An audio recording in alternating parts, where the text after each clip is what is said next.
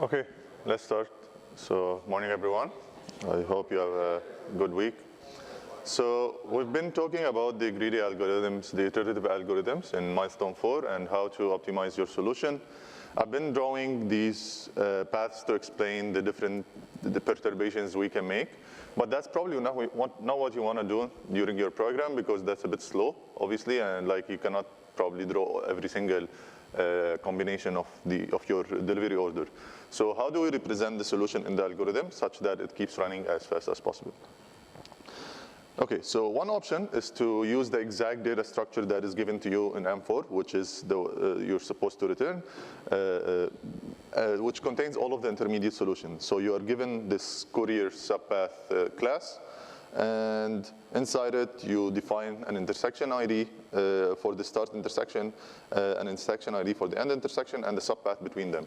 And because we have multiple derivatives, you're probably going to return a vector of these subpaths.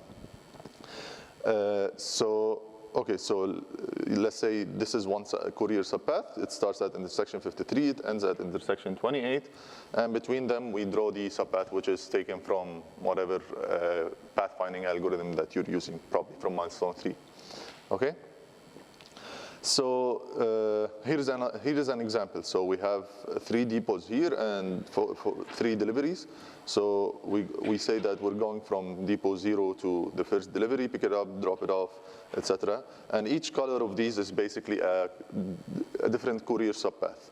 And we're going to return a vector of these to represent the whole traveling path for the courier delivery service. Okay, so what do you think? Is this a good idea to use in your algorithm, like while you're doing a lot of perturbations in milestone 4? Like in milestone 4, all we care about is doing perturbations on the delivery order such that we can minimize the overall travel time, right? So is this a good data structure to use? It's totally feasible to use. I'm just asking like whether you think it's, yes. Go.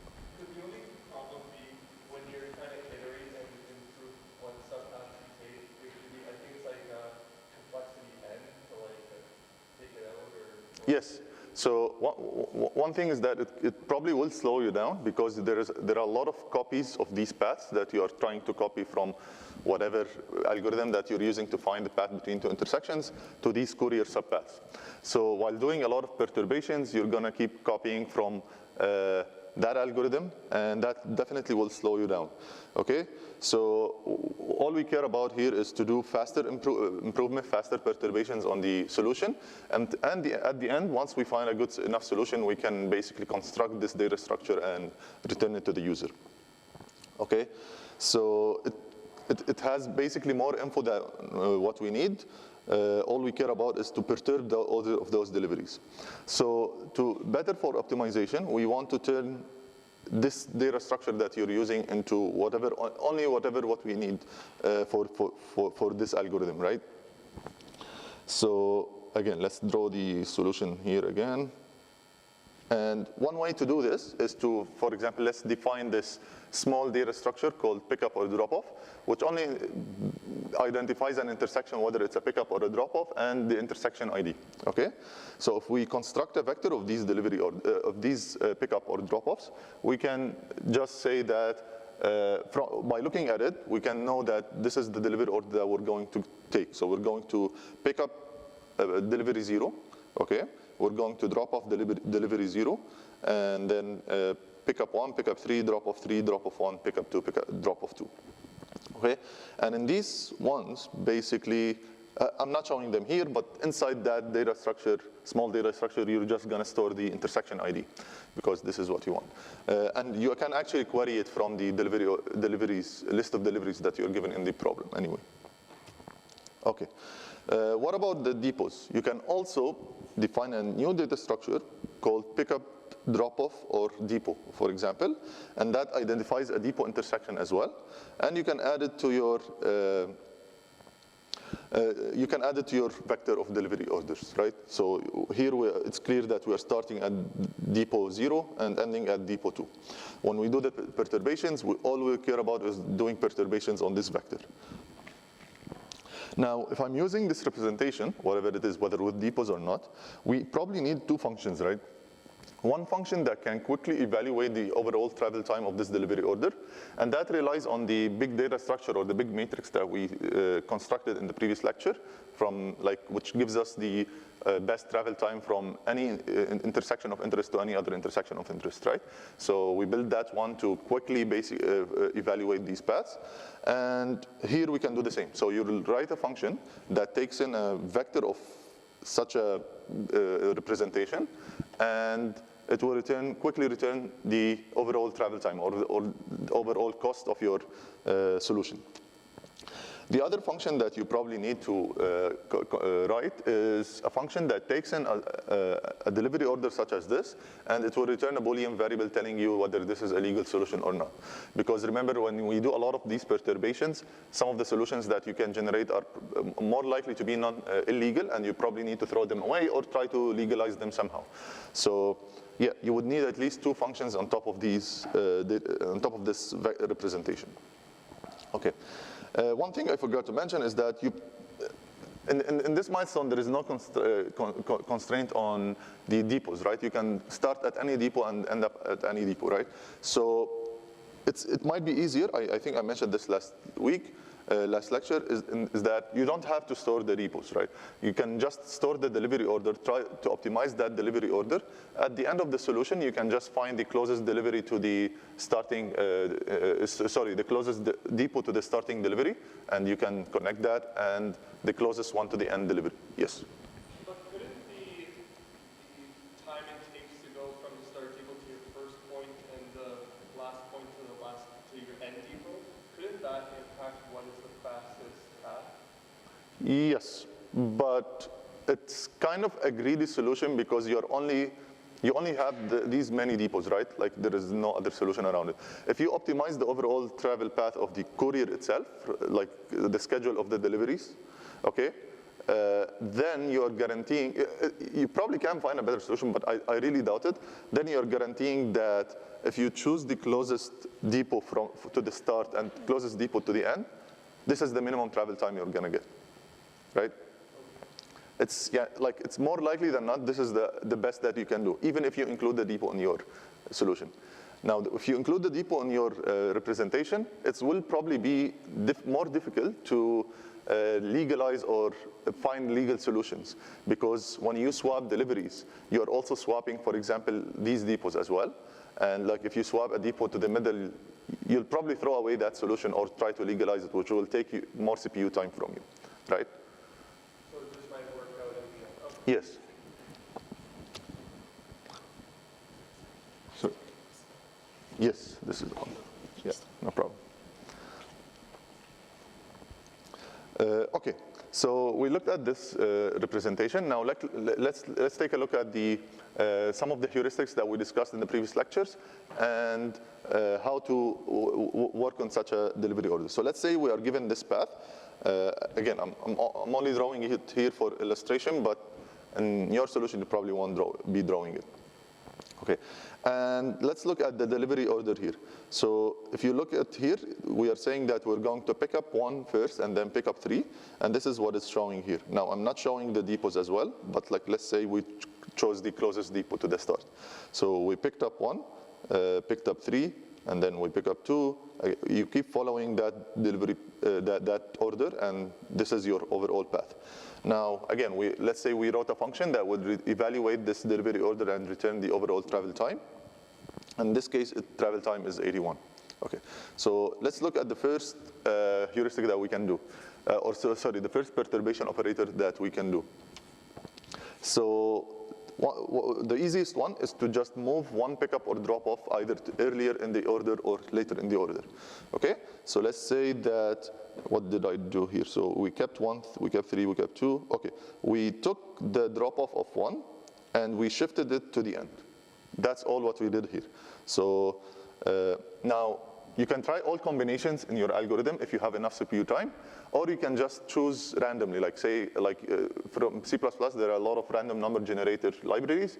You can say that I'm gonna take a random index of the delivery from the delivery order, and I'm gonna choose another random delivery index where I want to place that delivery order and just move it there.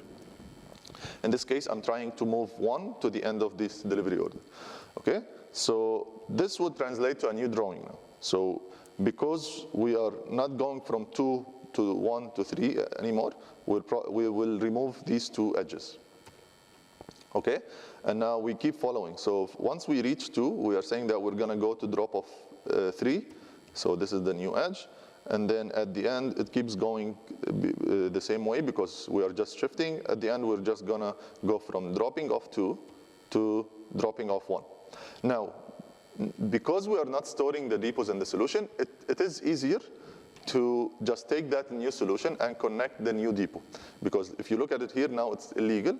So to just legalize it, take that end intersection, new end intersection, and connect it to the closest depot it can connect to. Okay, we call the function that evaluates the overall travel time, and we find that the total travel time is now 99. So this is our solution. We're saying don't take it. Okay, so when you do a lot of these combinations, a lot of these perturbations, especially if your solution is well optimized, more likely than not, you will end up with a solution that is worse. But that's fine. This is the good thing about iterative improvements. You're just trying to do as many perturbations as possible as long as you have enough CPU time to try different things. If you find a better solution, that's good. You ended up like, you were lucky. If not, throw it away and try again. And if you're using random numbers, you probably like end up trying different combinations anyway. Okay. So let's go back to the original solution. We revert to because it's better, and we will keep that one. Okay. Let's look at another perturbation operator that we talked about, which is swapping 2 intersections or 2 deliveries. So again, you can try all of the combinations in the vector. You can choose any 2 deliveries to swap, and that's an order of n choose 2. If you have enough CPU time, that's fine, do it. If not, then just choose any 2 random indices in the vector and try to swap them. Okay, so let's say that I chose to swap dropping off 0 and dropping off 2. So dropping off 0 and dropping off 2 turned out to be at the end of my delivery order. I'm just gonna, because I'm swapping these, I need to remove this big edge and connect it from 0 to 2, and then I'll probably have to reverse 2 to 0.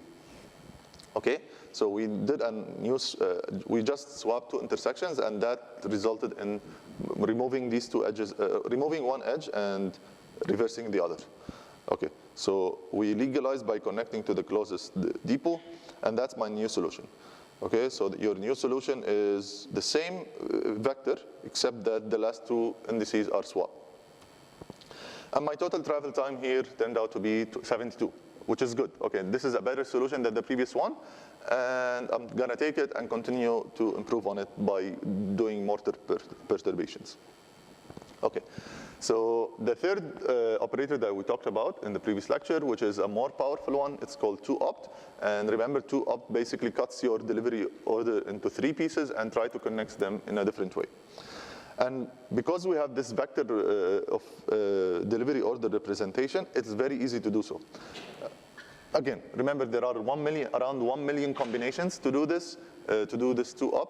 You're free to try all of them, but let's say I randomly chose where I want to cut my vector. So I say that I'm gonna delete these 2 connections, and when we decide where to delete, you can assume that we're just drawing bars around the different pieces. So let's say I'm gonna cut the edge from 1 to 3, and I'm gonna cut the edge from dropping off 1 to dropping off 3. Okay, so now I'm left with 3 pieces. One piece that connects only picking up 1. The other piece is picking up 3 and 2 and dropping off 1, and the third piece is this big one. Okay, and that translates to basically cutting these 2 edges if you see them here, right? So we have 3 pieces. Okay, so what can you do with 2ops? With 2ops, there are several ways to reconnect your different pieces. One of them is to reverse any of these pieces. The other one is to change the order of these pieces. Okay, so you can move this whole piece to be in the second position, or you can just keep it as is and like reverse one of these pieces. You can reverse 3 to 1 to be 1 to 3, for example. Okay? So what did I do here? I decided to keep one as is, the first piece, and reverse the rest, because now if you look at it here, it's illegal, I have to reverse it. So I reversed the 3 to 1 to 3 to 1 to 3, and this is my new delivery order. Oops. Yeah. Okay. So in general, with any 2-up perturbation, there are 3 steps that you can follow. One, pick the order of the 3 sub-S, okay, or the 3 pieces that you want to control. Now, you can keep them as is. You can modify the order in any way or shape you want. 2, reverse any or all of the sub-pass. You can reverse all of them as well. It's one of the combinations that you can try. And 3, check if it's legal. Now, if you significantly perturb the order, more likely you will end up with an illegal solution that you either have to legalize or throw it away and try a new perturbation, right? But again, that's a good thing about iterative improvements. You can just try different things and see what works. Any questions on this? Okay. So, yeah, this is about like the representation of the solution during the algorithm that I want to talk about. And now let's talk more about heuristics in general and what we've learned so far and what we can do better. Again, this is an open-ended milestone that you can choose to implement any way you want. We talked a little bit about some of the heuristics that work well, but you can definitely come up with your own solution and see what works. Okay. So in general, when we talk about computationally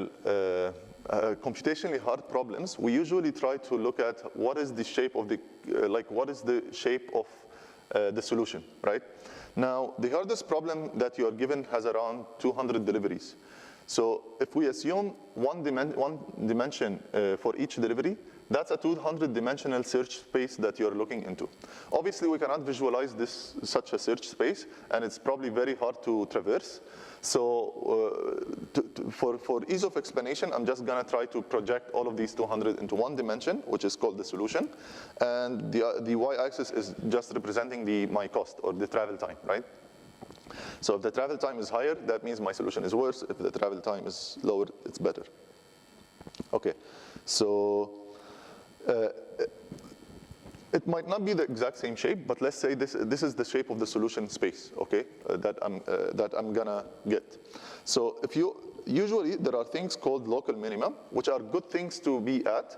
So a local minima is basically like you are at the lowest point of a certain dip around your solution space, and if you keep doing perturbations around it, you're probably going to get stuck there because this is the best you can do. But that's good. Most of the heuristics return solutions that are usually close to local minimum. There is something called the global minimum as well, which is the most optimal solution, but more likely than not, any heuristic will not end up at that global minimum because it's very hard to actually prove that this is the global minimum.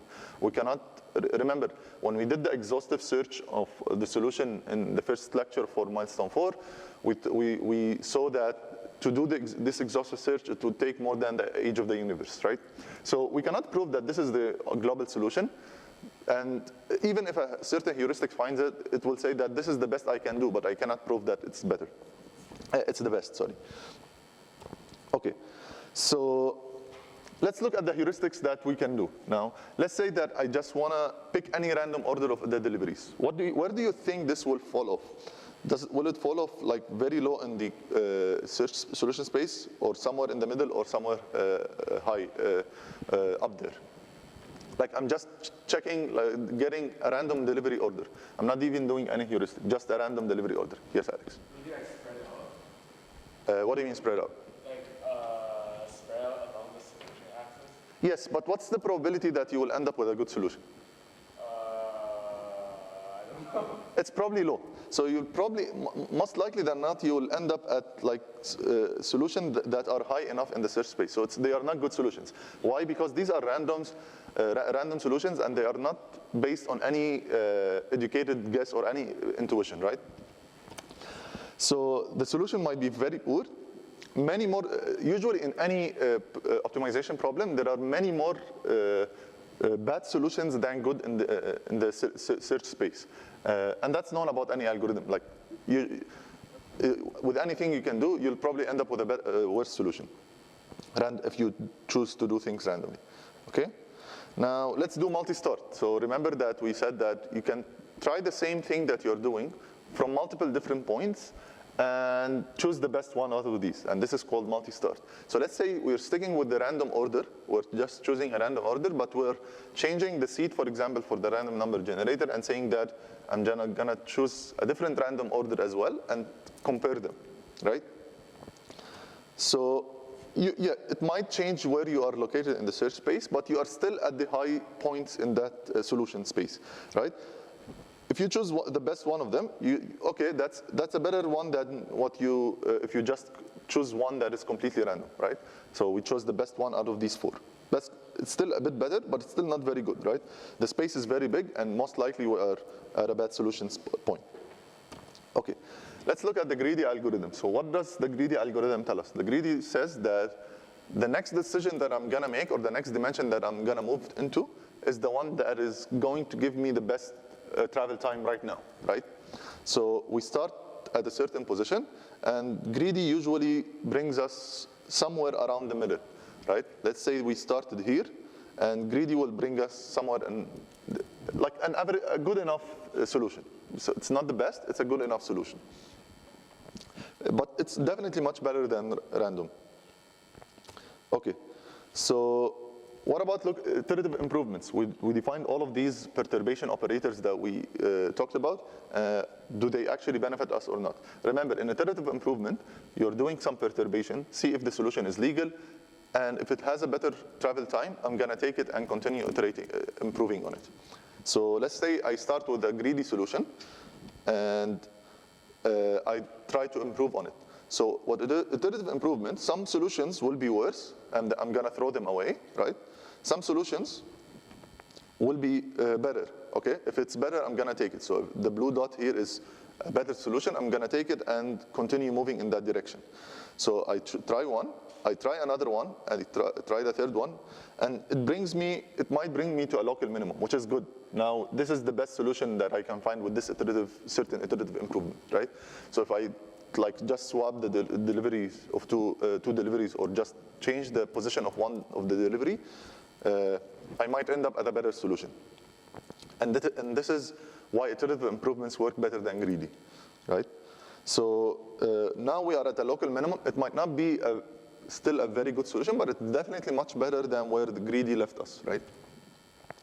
We can combine these iterative improvements with multi-start. So I can start from multiple different solutions by changing the way I do the greedy algorithm somehow, okay? And each one of them, I apply the iterative improvements on it. So what will this give me? So one of them will continue where I was, right? Another solution will start at a different place in the solution space and will improve on it and gets to a different local minima. This one also gets to a different local minima. And then I choose the best one out of these four. So in this case, the best one is this, right? So definitely multi-start can help me get out of local minima if I'm at a different spot of my solution space. Okay. But in general, this is the best what you can do in if you're sticking with those, for example, perturbation operators, right? However, if you come up with your own perturbation operator, or if you choose, for example, 2-opt, because it severely changes the order of the delivery and it significantly disrupts how the solution is, it might get you to a different spot in the solution space and get you out of those local minimas, okay? So, for example, let's say that you are stuck here. Whatever improvements you're gonna do, you're gonna find a worse solution, and you're not able to get out of, right? So if we use more powerful local permutations or perturbations, we might end up moving us somewhere else, okay? This is slightly better than the local minimum, and we're gonna take it, and now we can apply different permutations again, and it will get us to a better solution, right? So the more complicated the perturbation operator is, the larger the part of the space it can explore, and probably the better solution it will find. However, you will not be able to try as many perturbations because usually these complicated perturbation operators are slower than the quick ones, which like swapping or like moving. So remember, like in 2-opt, for example, there are like 1 million combination. In 3-opt, there are like, I think 60 or 100 million combinations. So and it's slower. And you will end up probably with more illegal solutions that you have to legalize or throw away. So it's true that they can get you out of local minima. The problem is that you probably cannot try as many perturbations. Okay, so you need a balance between the perturbation operators that you choose. That's why we suggest that you can choose, like in this case, we define 3 different perturbation operators, and I'm telling you, like you can choose one of them depending on how the solutions look like. If you find yourself stuck in a local minima, like you can opt to do like a 2-opt perturbation and trying to get out of there. If you're seeing that you keep improving from the previous iterations, you can stick with the quick ones that you can quickly legalize and evaluate. Okay. Another big heuristic that we haven't talked about, it's called hill climbing. So let's say that you are stuck in this local minima, and even 2-opt is not be able to get you out of, right? Like it can happen. What hill climbing tells you is that I'm going to accept a worse solution in the hope that it gets me out of this local minima in the future, okay? So let's say I'm at this yellow dot, and my next evaluation is this red dot, and it turns out it's slow. It's worse. So let's say that I'm gonna take it. Like I'm gonna try and see if it gets me out of the local minima later on. At the same time, while I'm taking it, I'm gonna save somewhere the best solution that I found so far, because if I end up running out of CPU time and I'm like far away in the solution space, I want a way to go back to the best solution I found so I can return it quickly to the user. Remember, you have 50 seconds in this milestone to find a good solution. So hill climbing tells you that take the red one, then take a worse solution. Now notice here, by disrupting this worst solution, we found a solution that is better than it. Let's take it and see where it gets us. Now it's getting us a better solution than even the one we started with, and we continue doing so until we reach. Now we are lucky here that we got to the global minimum. It's not guaranteed that we're gonna get the global minimum, but it's basically telling us hill climbing can work if you do it smartly, and it can get you out of local minimum if you are stuck in one. Does that make sense? Any questions on this? You have a question? Wait, I just have a question for the solution space. How do you know that it's linear? How do you know it's what? How do you know that the solution space is linear? Linear? It's definitely not linear. Like the solution is definitely not linear. You can see the curve here. I mean, like, how is it like continuous? Oh, how it's continuous? Yeah. No, this is just a projection. Like this is just for my imagination. Again, the solution space is 200 dimensional. I cannot draw the shape of it, right? So you're probably jumping from different parts in the solution space.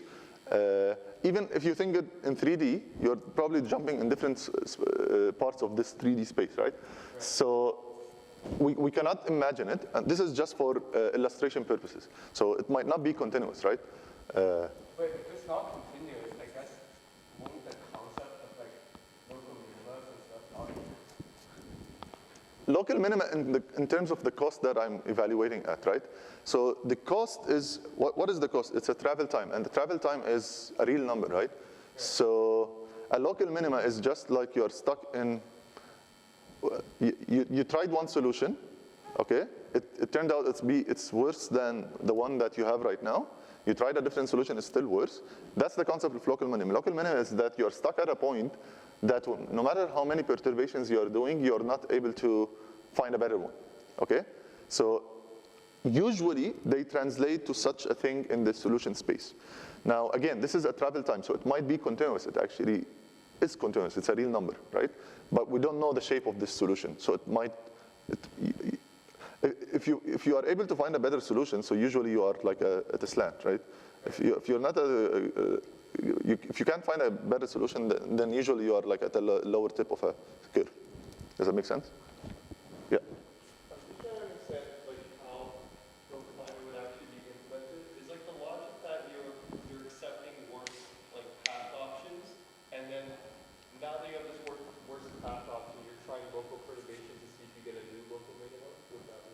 Yes, so that's a good question. So the next algorithm I'm going to talk about, it's a popular algorithm called simulated annealing, and it basically implements this hill climbing mechanism. And we're going to talk about how to implement it. Yeah. Okay, so one thing to watch about when doing hill climbing is that you have to watch the CPU time. That's why we say that save the best solution that you found, because if you keep doing hill climbing, you might be unlucky in finding actually a better solution. And if you run out of CPU time, let's say you are close to the 50-second and you have to return something, you don't want to return a worse solution. So you revert back to the best solution that you found and just return it. So you have to be careful with your CPU time here. Okay. So this is the fourth heuristic we talk about. Again, it's called hill climbing. And it gets us out of a rut or like a local minima by changing something even if it looks like a bad idea. So hill climbing, we can apply it to our solution by change the delivery order. Even if it increases the travel time, try to take it. Again, good idea to save the best solution that you found so far. Then we try local perturbation about that, around that new solution, any of the perturbation operations that we've implemented. Maybe you find something better, maybe not. Keep going. If not, eventually go back to your safe solution. And this way, hill climbing lets you explore more the solution space. It can move you around, you remember that curve? It can move you to a different spot in that curve. Okay, and that brings us to simulated annealing. So there is something called meta-heuristic. A meta-heuristic it's a general idea that is less specific than an exact algorithm. So it's not an exact algorithm, but it can apply to any problem. So it basically is a procedure that you can turn into an algorithm for any different kind of problem or different sorts of problems that you're working on.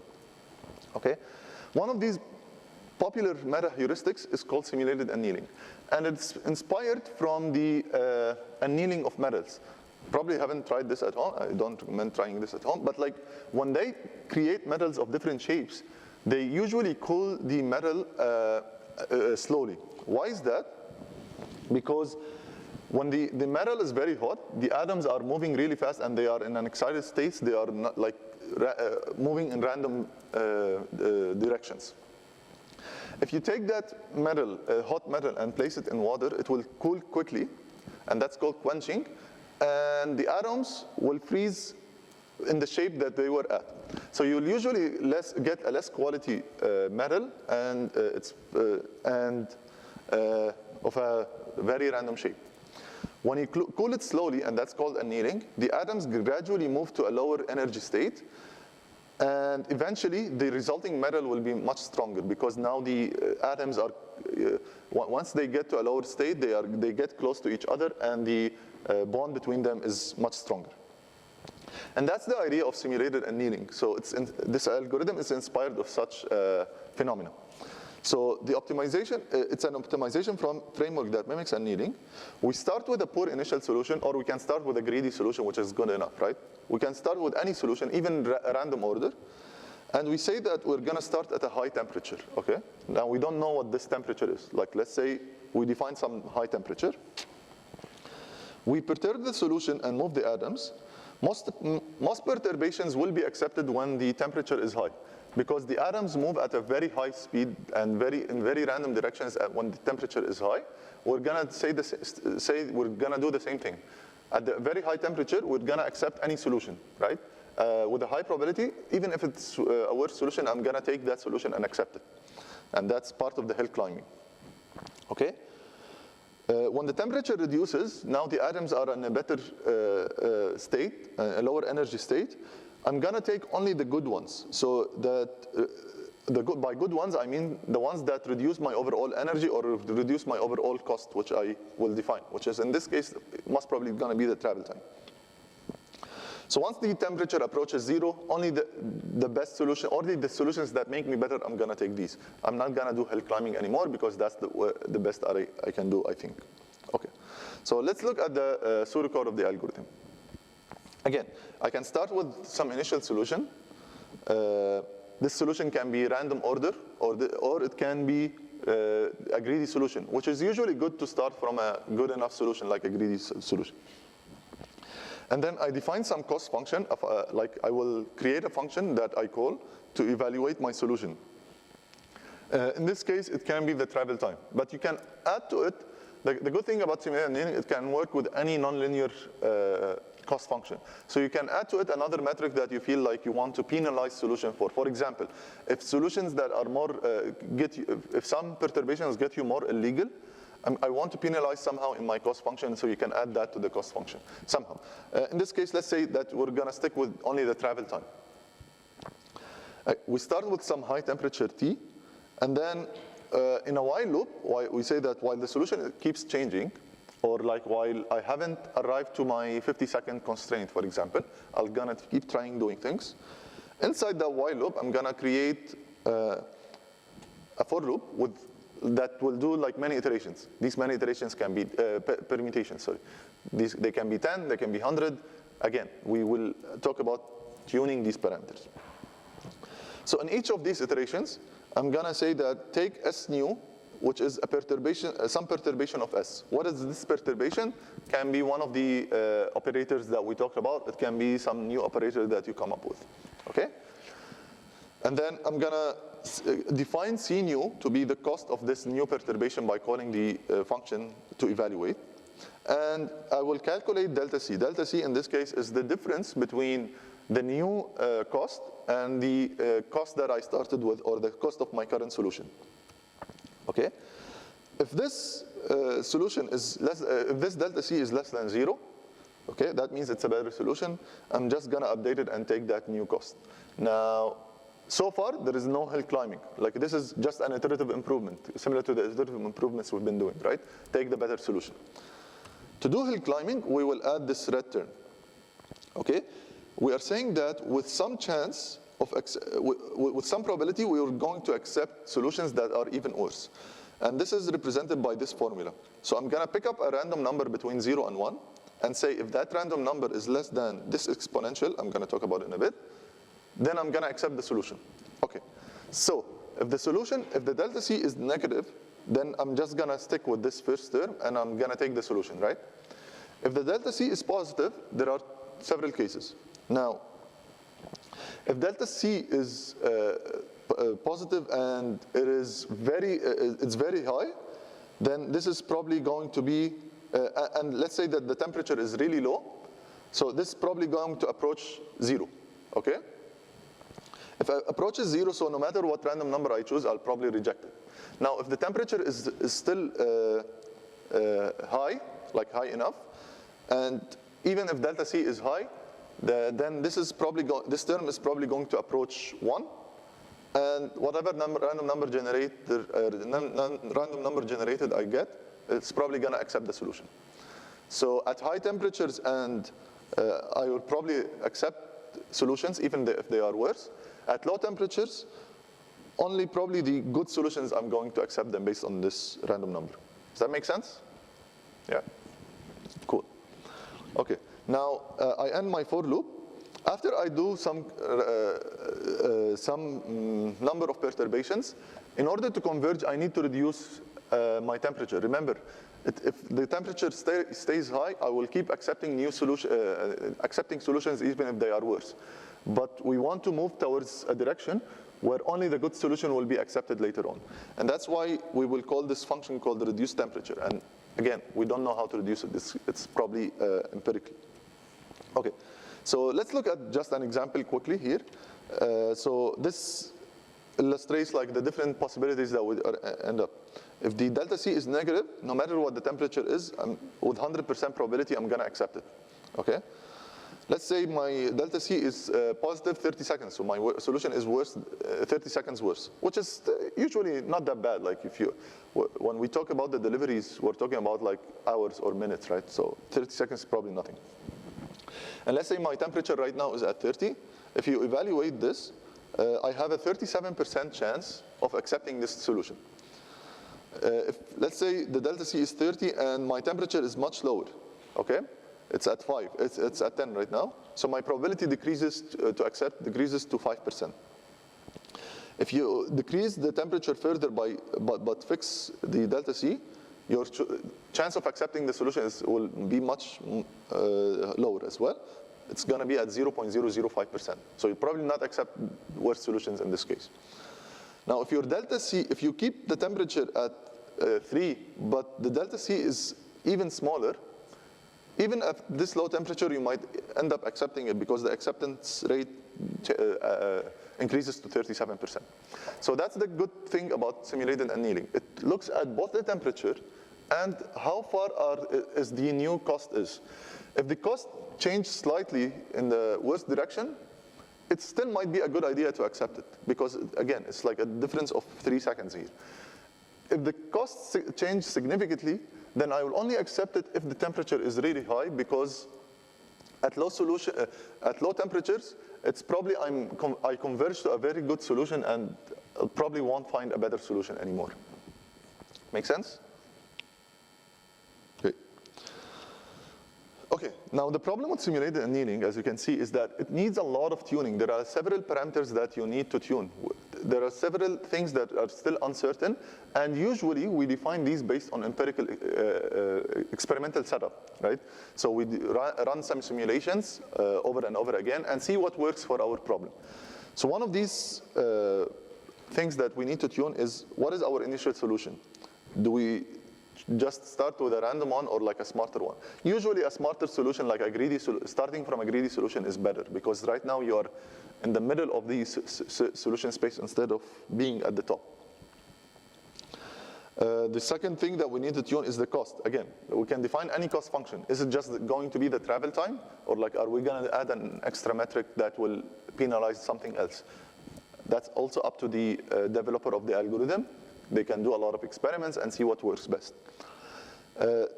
Temperature. So far we've said that we're going to define this temperature to be really high. But how high? How high is that? Like, is it like 1,000, 1 million, 100 million? We don't know. Again, all of these are, we call them hyperparameters of the algorithm that will need to be tuned somehow through experiments. Okay. The last thing that you probably need to tune is also how to reduce the temperature. If you reduce it very quickly, like in quenching, for example, of metals, you will probably end up with not a very good solution because the atoms froze quickly, right? So you will need to slowly decrease that temperature so that you give your algorithm the chance of accepting worst solution in the hope of getting out of your local minimum. Make sense? Okay.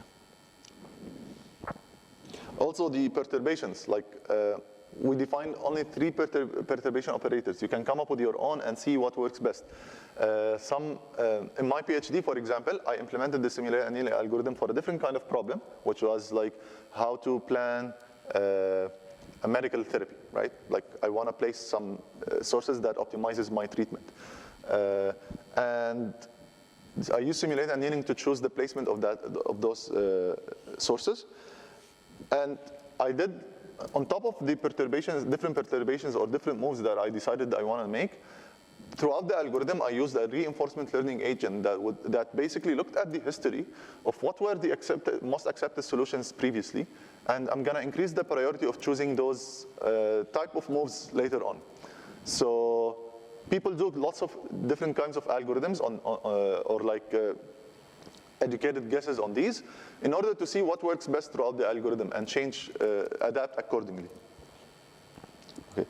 Yeah, and same thing you can do for the temperature. Like you can see if the solution is getting much better with hill climbing, probably I won't decrease the temperature as quickly. If the solution is not improving anymore, I only want to decrease, I only want to choose solutions that are better, then I'm just going to decrease it quickly. Okay, so this is a bit about the meta-heuristics. There are other courses that will actually tell you, introduce you to different other meta-heuristics and optimal solutions of different algorithms. So in ECE297, which you should take next year, I really recommend this. You won't code in that course, but you will go into a lot of proofs and complexity analysis to prove that algorithms will return an optimal solution to you or not. So for example, Dijkstra and A-star should return an optimal solution to you if the turn penalty, for example, is 0. And in this course, you can prove that it's the case. Yes? I have a question about the previous slide. Yes. Well, 2 things. First off, when you talked about the reducing the temperature, what were you seeing as the logic of if you should increase, like how steeply you decrease it or not? Yeah. So remember, like we are mimicking the annealing of atoms, like how you anneal metal, how you change the shape of a metal. You start with, you heat it up, you start at a very high temperature, and slowly decrease it. Why do we slowly decrease it? Because as you slowly decrease it, the atoms start to cool down slowly, and the atoms will go into a lower energy state, but they will be much stronger because they will like condense around each other in a way that are very well connected. If you take that metal and put it in the water, for example, and decrease it quickly, the atom will freeze immediately in the way, in whatever shape they were in, okay? So they were in a very high state, they were in random directions, they will freeze wherever position they were in. Now, that usually results in a lower quality metal.